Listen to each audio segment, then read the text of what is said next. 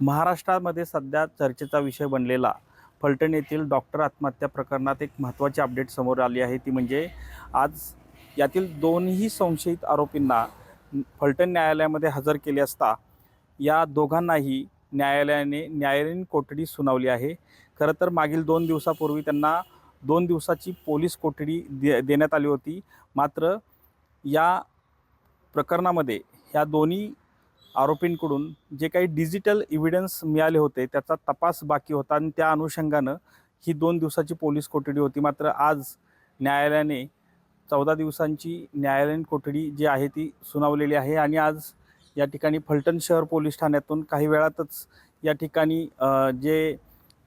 दोन्ही संशयित जे आरोपी होते यांना सातारा कारागृहाच्या दिशेने हलवण्यात आलेलं आहे।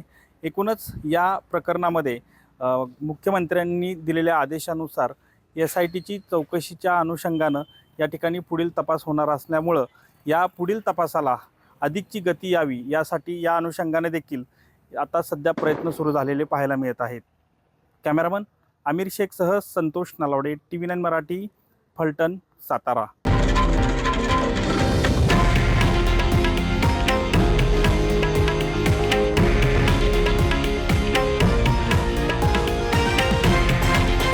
हे आहे देशातील नंबर 1 न्यूज नेटवर्क आणि आपण पाहत आहात TV9 मराठी, एकमेव।